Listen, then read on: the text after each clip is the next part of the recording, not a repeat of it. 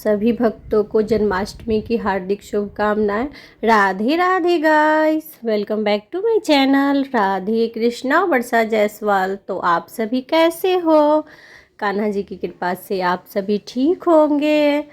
तो गाइस अभी 12 बजने वाला है, बस कुछ ही मिनट बचे हुए हैं, 1-2 मिनट ही बचे हुए हैं 12 बजने में। तो अभी लाला का जन्म होगा और यहाँ पे अभी सारी तैयारी मैं पूजा की कर चुकी हूँ, जो कि आप लोग पिछले वीडियो में देखे होंगे। और अभी मैं लाला का जन्म कराऊंगी और उसके बाद लड्डू गोपाल जी का मैं पंचामृत से अभिषेक करूँगी और फिर उनका भोग लगाऊंगी, आरती करूंगी, उनको माखन मिश्री शहद का भोग लगाऊंगी। तो ये सारी चीज़ें हैं इस वीडियो में। तो ये जन्माष्टमी का लास्ट वीडियो है, तो आप लोग ज़रूर से देखिएगा। बहुत ही सुंदर से मैं की हूँ और कैसे कैसे मैं करती हूँ वो भी आप लोगों को जानकारी हो जाएगी। तो यहाँ पे आप लोग देख सकते हैं कि लाला यहाँ पे बड़े ही आराम से झूला झूलते हुए अपना पाठ सुन रहे हैं। और अभी 1-2 मिनट और बचा हुआ है, तो 12 बजते ही मैं खीरे से लाला का जन्म करवाऊंगी। तो यहाँ पे मैं पीले रंग के कपड़े में खीरा को ढक के और रखी हुई हूँ एक चांदी के प्लेट में। तो वो मैं लाला को इस बार बर्थडे में गिफ्ट की हूँ चांदी का प्लेट, तो वही प्लेट है, नया प्लेट है। तो उसी में मैं एक कप पीला रंग का कपड़ा ली हूँ और उसमें पुष्प डालकर और उसी में खीरा रखी हुई हूँ और एक सिक्का रखी हुई हूँ। तो चम्मच से या फिर सिक्के से उस खीरे की जो डंठल की तरफ का होता है उसको काट देने से जन्म हो जाता है। तो यहाँ पे आप लोग देख सकते हैं कि मैं ताली बजाकर और यहाँ पे कपड़ा को खोली हूँ और यहाँ पे सिक्का से मैं इस तरह से काट रही हूँ। जिस साइड से डंठल होता है उसी साइड से हमें काटना होता है थोड़ा सा खीरे को। तो वह काट कर तो इस तरह से, और हमें जयकारा करना चाहिए इस समय, नंद के आनंद भयो जय कन्हैया लाल की। और शंख घंटी सारी चीज़ें बजानी चाहिए, तो वो सारी चीज़ें बज रही हैं। और अभी यहाँ पे आप लोग देख सकते हैं कि मैं लाला को स्नान कराने के लिए सारी तैयारी करके पहले से ही रखी हुई हूँ। ये मैं पात्र तैयार कर ली हुई हूँ, इसमें स्वास्तिक अंकित कर ली हूँ, पंचामृत, उनके वस्त्र, गुलाब जल, इत्र, जो भी चीज़ें मुझे ज़रूरत होंगी तो वो सारी चीज़ें मैं रखी हुई हूँ। तो अभी जन्म के बाद सबसे पहले स्नान होगा पंचामृत से भगवान का। तो यहाँ पर सबसे पहले मैं जल से स्नान कराऊँगी और उसके बाद ये गाय का कच्चा दूध है, तो इससे मैं स्नान कराऊंगी भगवान का। और बहुत ही सुंदर से धीरे धीरे स्नान कराना चाहिए। मन में ऐसा भाव रखना चाहिए कि ये अभी एकदम एक नवजात शिशु है जो कि अभी अभी जन्म लिए हैं। तो इस तरह का मन में भाव रखकर बहुत ही कोमल हाथों से और बहुत ही धीरे धीरे और बहुत ही प्रेम से स्नान कराना चाहिए भगवान का। तो यहाँ पे दूध, दही, घी, शक्कर सारी चीज़ों से मैं स्नान करा रही हूँ भगवान को। अभी मैं शक्कर से करवाऊंगी। तो इस प्रकार से पंचामृत से स्नान होगा भगवान का। अभी थोड़ा थोड़ा ही स्नान करना चाहिए। सुबह में मैं राधे कृष्ण जी का और सारे भगवान जी का, लड्डू गोपाल जी का अच्छे से पंचामृत से स्नान करवाई थी। और अभी मैं हल्का सा स्नान करवा रही हूँ क्योंकि अभी रात काफ़ी है और कान्हा जी अभी बहुत ही छोटे हैं, बालक हैं, तो इसीलिए मैं थोड़ा सा स्नान करवाऊँगी। और ये शक्कर से स्नान कराने के बाद अभी मैं इनको अच्छे से पोंछ लूँगी और पोंछ कर तैयार करके फिर मैं आप लोगों को दिखाती हूँ कि किस तरह से मैं करूँगी अभी भोग, आरती, सारी चीज़ें। और जन्म होने के बाद, स्नान होने के बाद सबसे पहले कान्हा जी को किस चीज़ का भोग लगाना चाहिए तो वो सारी चीज़ें मैं आप लोगों को दिखाऊंगी। और इस समय भी गाइस मैं ये नए वस्त्र धारण करवा रही हूँ। मैं एक ही डिजाइन का 2 वस्त्र बनाई थी कान्हा जी के लिए, एक ही कपड़े का। तो उसी कपड़े का सारे भगवान जी का वस्त्र बना था, तो उसी में मैं 2 कपड़ा बनाई थी। तो एक सुबह में मैं पहनाई थी और एक अभी पहना रही हूँ। तो ये सेम डिज़ाइन का ही है लेकिन ये नया है, तो इसीलिए आप लोगों को ऐसा नहीं लगे कि सुबह वाला ही कपड़ा है। तो इसीलिए मैं बता दी हूँ कि ये नया है, जो सुबह में मैं पहनाई थी तो वो मैं हटा दी हूँ। और अभी मैं तैयार करूँगी इनको। तो अभी माला धारण करवाऊँगी, बांसुरी धारण करवाऊँगी, सारी चीज़ें, मुकुट, सारी चीज़ें मैं धारण करवाऊँगी कान्हा जी को। और यहाँ पे ये बाल में लगा रही हूँ कान्हा जी को और ये पटका धारण करवा रही हूँ। तो बहुत सुंदर लग रहे हैं हमारे कान्हा जी। तो अभी काजल नहीं लगाया जाता है, छठी के दिन काजल लगाया जाता है। तो छठी का ब्लॉग्स भी आएगा, किस प्रकार से मैं छठी मनाऊंगी कान्हा जी का, तो वो भी मैं आप लोगों के साथ जल्द ही शेयर करूंगी। तो यहाँ पे कान्हा जी को बैठा दी हूँ मैं श्रृंगार करके। और इसके बाद मैं सबसे पहले इनको स्वर्ण तिलक लगाऊंगी, जो कि मैं आप लोगों को बताई हूँ कि हल्दी और केसर गुलाब जल मिक्स करके किस प्रकार से हमें बनाना चाहिए। तो वो मैं स्वर्ण तिलक अभी कान्हा जी को लगाऊंगी। तो यहाँ पे सभी में मैं तुलसी पत्र भी डाल रही हूँ और इसके बाद फिर मैं अभी तिलक लगाऊंगी कान्हा जी को, और सारे भगवान जी को इत्र भी लगाऊंगी। तो कान्हा जी को तो मैं लगा दी हूँ गुलाब जल, इत्र, सारी चीज़ें, और इधर सारे भगवान जी को मैं लगा रही हूँ। और धीरे धीरे लगाएगा, इसकी भोग में नहीं जाए इत्र का, तो इसीलिए एकदम धीरे धीरे हल्के हाथों से लगाएं। और ये हल्दी और केसर को मैं अभी घोल कर और इससे चंदन तैयार करूँगी, और यही चंदन मैं भगवान को लगाती हूँ जन्म के बाद। तो इसको स्वर्ण तिलक के बराबर ही माना जाता है। आप गंगा जल से, गुलाब जल से, जिस चीज़ से चाहें आप इसको घोल सकते हैं। तो यहाँ पे आप लोग देख सकते हैं कि ये मैं कान्हा जी को लगा रही हूँ, और राधा कृष्ण जी के भी मैं चरणों में लगाऊंगी। तो क्योंकि चेहरे पे हल्दी का दाग हो जाता है, तो इसीलिए मैं चरणों में लगा रही हूँ। तो यहाँ पे राधा माता को भी मैं लगाऊंगी। और उसके बाद ये जो चंदन बच जाएगा, तो आप अपने घर में सभी बच्चों को और बड़ों को, सभी को आप ये चंदन ज़रूर से लगाएं, तो इससे बहुत ही अच्छा होता है।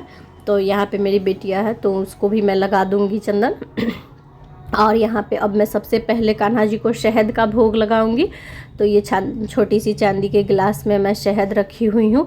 तो आप चाहे तो चांदी के चम्मच से भी खिला सकते हैं, या फिर पान के पत्ते से खिलाएं। तो मैं दोनों ही रखी हुई थी, लेकिन मैं पान के पत्ते से शहद चटाई हूँ भगवान को, क्योंकि जन्म के बाद सबसे पहले शहद चटाना चाहिए बच्चे को। और यहाँ पे आप लोग देख सकते हैं कि मैं माखन मिश्री भोग लगा रही हूँ भगवान को, क्योंकि माखन मिश्री बहुत ज़्यादा पसंद है भगवान को। तो इसीलिए सबसे पहले हमें माखन मिश्री का भोग लगाना चाहिए तुलसी पत्र डालकर। और माखन मिश्री का भोग लग जाने के बाद सारी चीज़ों का भोग लगाएं, और उसके बाद आरती करें। तो गाइस, जब जन्माष्टमी आती है तो बहुत ही ज़्यादा मन खुश होता है, और बहुत ही आनंद आता है, और बहुत ही हर्षोल्लास के साथ मैं मनाती हूँ जन्माष्टमी का त्यौहार। मुझे बहुत अच्छा लगता है जन्माष्टमी का त्यौहार मनाना। ऐसे भी हमें इस त्यौहार को उत्सव की तरह मनाना चाहिए, क्योंकि ये एक उत्सव है। तो ये आप लोग देख सकते हैं गाइस कि ये तुलसी की लकड़ी की मैं बाती बनाई हूँ मौली लपेटकर, और उसी से मैं आरती करूँगी। तो यहाँ पे ये मैं बड़े से एक मिट्टी का पात्र ली हूँ, और उसमें घी भरकर और तुलसी की लकड़ी में मौली लपेटकर, तो उससे मैं आरती बनाई हूँ। तुलसी की सूखी लकड़ी जो बच जाती है, तो उससे हमें आरती की बाती बनाकर और उससे आरती करने से भगवान हम पे बहुत ही ज़्यादा प्रसन्न होते हैं। तो आप लोगों के घर में भी अगर सूखी लकड़ी हो तुलसी की, तो आप उसे समेट कर रख लें, और जब जब ज़रूरत पड़े तब तब उसकी बाती बनाएं और उससे आरती करें। इससे भगवान बहुत ज़्यादा प्रसन्न होते हैं। और कार्तिक के महीने में भी आप चाहें तो पूरे कार्तिक शाम के समय में तुलसी की लकड़ी से आरती करें भगवान की, इससे भगवान बहुत ज़्यादा प्रसन्न होते हैं। आप हवन कर सकते हैं तुलसी की लकड़ी को पीस कर, और उसका चंदन बनाएं, उसमें हल्दी, केसर, सारी चीज़ें डालकर और अष्टगंध चंदन डालकर। तो वो वीडियो अगर आप लोग नहीं देखे हैं तो आप लोग जाकर देख सकते हैं, मेरे चैनल पे अपलोड है कि किस प्रकार से तुलसी की लकड़ी से हमें चंदन बनाना चाहिए, जिसको कि हरी चंदन कहते हैं। तो अक्षय तृतीया के समय में उस चंदन का वीडियो अपलोड की हुई हूँ, तो वो आप लोग देख सकते हैं। और तो उसी प्रकार से आप लोग बनाएं, और वो चंदन भगवान को पूरे कार्तिक के महीने में लगाएं, इससे भगवान बहुत ज़्यादा प्रसन्न होते हैं। तो यहाँ पे आप लोग देख सकते हैं कि तुलसी की लकड़ी से मैं आरती कर रही हूँ भगवान का, जिससे कि बहुत अच्छा लगता है और भगवान बहुत ज़्यादा प्रसन्न होते हैं। तो अभी भोग, पूजा, सेवा सारी चीज़ें हो चुकी हैं, भगवान का स्नान सभी कुछ हो गया हुआ है। तो अभी आरती हो रही है। आरती के बाद शंखनाद किया जाएगा, और उसके बाद फिर मैं थोड़ी देर के लिए इस रूम में से हम लोग सभी लोग निकल जाएंगे, और भगवान थोड़ी देर आराम से भोग लगाएंगे।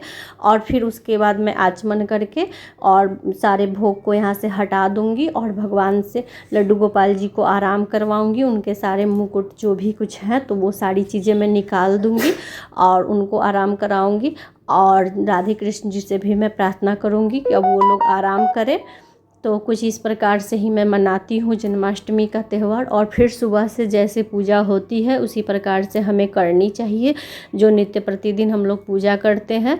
और बाद में लाला की 6 दिन के बाद हमें छठी मनानी चाहिए। तो यहाँ पे हम लोग बारी बारी से सभी लोग आरती दिखा रहे हैं। तो अभी आरती हो गई है गाइस।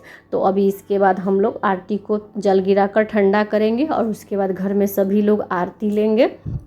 तो अगर आपके पास तुलसी की लकड़ी हो तो आप ज़रूर से तुलसी की लकड़ी से आरती करें, नहीं तो आप नॉर्मल बाती से भी आरती कर सकते हैं, उसमें कोई दिक्कत नहीं है। आप चाहें तो कपूर से भी आरती कर सकते हैं, लाला की नज़र उतार सकते हैं, तो वो सारी चीज़ें आप कर सकते हैं। तो यहाँ थोड़ी देर के बाद हम लोग रूम में आए हैं, तो अभी आप लोग देख सकते हैं कि यहाँ पे पंखा चल रहा था, तो इसीलिए मैं दीप में स्टैंड लगा दी हूँ ताकि दीपक बुझे नहीं। और यहाँ पे अभी हम लोग अब कान्हा जी को शयन कराएंगे भोग अर्पने के बाद, और धीरे धीरे भोग सब हटाएंगे और कान्हा जी को शयन कराएंगे और राधा कृष्ण जी से भी प्रार्थना करेंगे कि अब वो लोग भी आराम करें। और इसके बाद हम लोग पंचामृत अभी हम लोग ले चुके हैं, और अभी अब हम लोग भोग जो लगा है तो उसमें से हम लोग फलाहार लेंगे थोड़ा सा।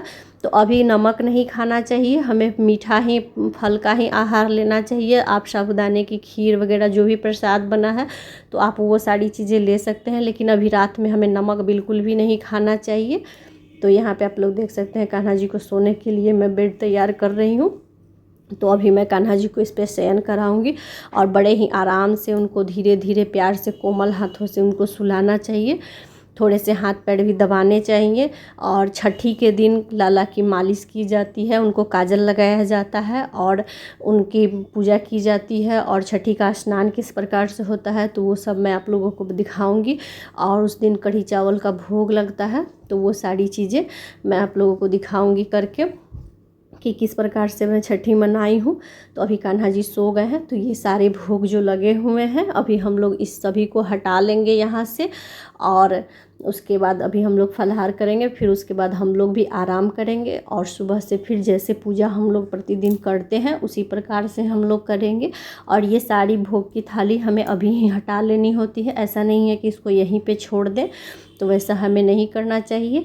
तो एक बार फिर से आप लोग राधा कृष्ण जी का दर्शन कीजिए। और गाइस यहाँ पे देख सकते हैं आप लोग कि एक गिलास में मिश्री और एक मटकी में माखन रखा हुआ है, तो वो सारी चीज़ें हम लोग अभी हटाएंगे यहाँ से। और भगवान को इस दिन माखन, मिश्री, धनिया की पंजीरी, इन सारी चीज़ों का हमें ज़रूर से भोग लगाना चाहिए। तो वो सारी चीज़ें मैं भोग लगाई थी, जिस आप लोग देखे ही हैं वीडियो में। तो गाइस आप लोगों को ये वीडियो कैसी लगी आप लोग मुझे प्लीज़ कमेंट करके बताइएगा। और अगर आप लोगों को वीडियो थोड़ी सी भी अच्छी लगी हो तो like, share and subscribe. Radhe Radhe, Radhe Radhe, Radhe Radhe. जय श्री कृष्ण। आप सभी भक्तों को जन्माष्टमी की हार्दिक शुभकामनाएं।